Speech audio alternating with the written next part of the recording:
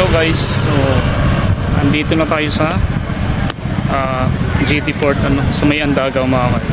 So pinuntahan natin dito ng kaninang hapon, pero inantay natin na dumilim-dilim para ipakita ko sa inyo yung view dito sa GT Port ng gabi.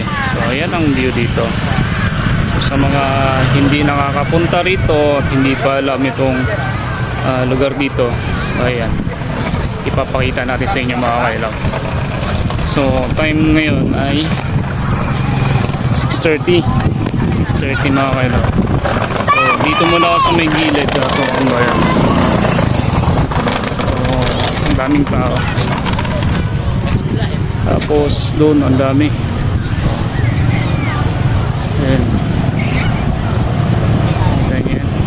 Mamaya ipapasyal ko kayo doon sa gilid.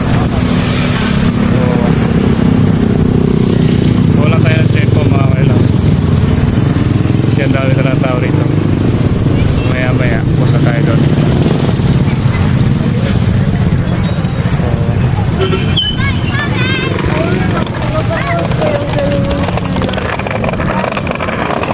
So mga gustong mamasyal dito, para mag-jogging dito mga kailang. Oh, diba?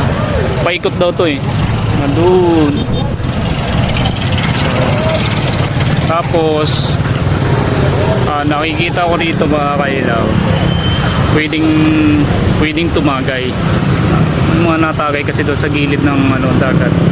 Tapos may mga nag-iihaw-ihaw, mga grupo-grupo.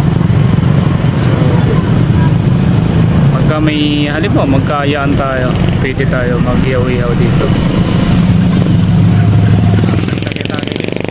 So safe naman dito kasi meron dito police station. So yeah, papasyal natin kayo.